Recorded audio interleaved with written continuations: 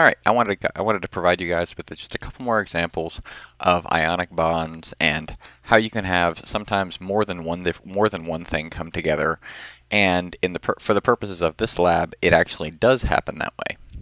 So I wanted to provide you guys, like I said, with a couple more examples, and we'll just go with and kind of go from there.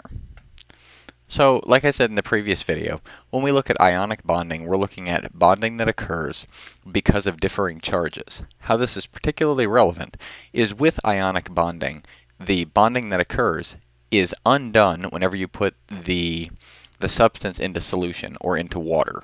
And effectively, blood is water with a little bit extra schmutz thrown in there. So, the example that I gave in the previous video was sodium chloride, where sodium and the chlorine will dissociate. Sodium has a positive charge, chlorine has a negative charge, and this bonds with water, or bonds with the different polar ends of water. But this worked out really cleanly, since sodium has a +1 charge, chlorine has a -1 charge. And I can go back through that, as we progress on, if it's necessary. But not everything is going to be that clean. A lot of them are. So when we continue on and when we look, let me go with this color pen right here. Turn it on. So when we go down here, you'll notice that a lot of the more common compounds that we have, sodium chloride, potassium chloride, hydrochloric acid, HCl, they spontaneously form from two different things that come together. So we have HCl, or lithium chloride, or NaCl, sodium chloride. You could also have HBr, or hydrobromic acid. You can have KF, or potassium fluoride. All these different things bond together, and they bond together cleanly because everything here, when it spontaneously ionizes, is going to spontaneously ionize to have a +1 charge. Everything here is going to spontaneously ionize. Oh, forgive me. I think the battery in my pen is dying here. Everything here is going to spontaneously ionize to have a +2 charge. And as we continue on down the periodic table, this is going to ionize to have a +3 charge.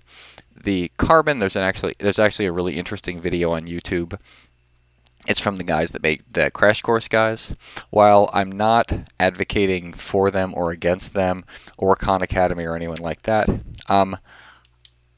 I really like Crash Course Biology, and I have students review it before they come to lecture, and it doesn't give them a clear enough idea of the topic for an exam, but it does give them a clear introduction to the topic before they come to lecture, so then they can ask good, intelligent, effective questions. So one of the videos on there is Carbon is a Tramp, because since carbon could lose 4 or it could gain 4, carbon can bond with most things. So we'll ignore carbon here for just a minute, but nitrogen, it has the options it has are, it already has 5, so it could lose 5 electrons or gain 3. It's going to gain 3, so it's going to have a -3 charge. It's going to have a -2 charge for oxygen, -1 for fluorine, and these are going to be neutral, have a 0 charge. So, what if we wanted something like calcium to bond, and we wanted it to be in some sort of substance so that we could put it into your blood? Because these things that are neutrally charged, because they're very, very reactive, if you take hydrogen and put a match near it, it'll light on fire. If you take sodium or lithium or potassium or calcium or magnesium or beryllium and you put it into the air, it'll react with the air and it can explode. So them by themselves is, I hear that eating something explosive is not good for you. So being that sodium is required for muscle contraction, as is potassium, it's not going to be really effective if you can't actually utilize them. So with calcium, we have the calcium that comes in, and when calcium comes in, we need to have it bond with something else. So calcium, in its normal state, has a +2 charge. So we have two options here. We could have calcium bond with something with a -2 charge, so we could have calcium oxide, or calcium sulfide, because this has a -2 charge. This has a -2 charge. We could also have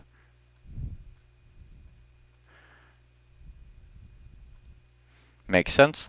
So everything here could bond with everything here. But we don't really use oxygen unless it's molecular oxygen, so O2.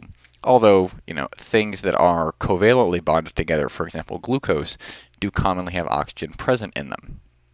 So we tend to use more of the chlorines. So what if I wanted calcium that has a 2+ charge to bond with some sort of chlorine? Well, it's going to be really difficult to get it to work, as it's written here, because chlorine in its normal native state is neutrally charged, but it wants to gain an electron, so this has a -1 charge. So if you look that you want the overall reaction to have a 0 charge, how you would do that is you would simply say, oh, calcium has a 2+ charge, chlorine has a -1, so why don't I just do calcium, and then I'll have 2 chlorines, CaCl2. And calcium chloride is a thing, and it's used really commonly, particularly in melting salt and things like that. So whenever you look, things that are common, things in this column are commonly bond with things in this column. But anything in this column, since it has a +1 charge, can also bond with things in this column over here. For example, this has a -2 charge. One of the really common ones is you have oxygen that has a -2 charge. And let's say I wanted it to bond with hydrogen. Hydrogen has a +1 charge. Well, okay, so this, as it sits right now, has a -1 charge. I need to add one more positive, so that would make it H2O. Huh. Well, that's crazy. It's almost like it's water. It's almost like it's everywhere. So that's really cool. So as we continue on, you can give you a couple more examples. We can go with magnesium. So magnesium, like we said, this has a +1, +2, +3. Kind of could go either way. A -3, -2, -1, and a 0 charge. So if we go with magnesium and oxygen, so this is MgO, magnesium oxide, which is also a real thing. So you have a +2, -2 equals 0. If you wanted to go with sodium, that has a +1 charge, and I wanted to add some oxygen to it that has a -2 charge, I could do Na2O. I have 2 positives, now 2 negatives. It makes the overall charge 0. How this is particularly relevant is, like I said, these are ionically bonded together, so it doesn't matter anything that I've talked about. Because they're ionically bonded together, I throw them into water, and because water is polar, the the positive charges will bond with the negative end on the water. The negative end will bond with the positive end, or the negative charges will bond with the positive end on the water, and they will all disassociate anyway. So it doesn't really matter how you get it in, the fact that it goes in. So I hope that makes more sense with just a couple more of these examples, and I'll be back in a few minutes with a slightly different topic when we get into molarity and a couple of calculations.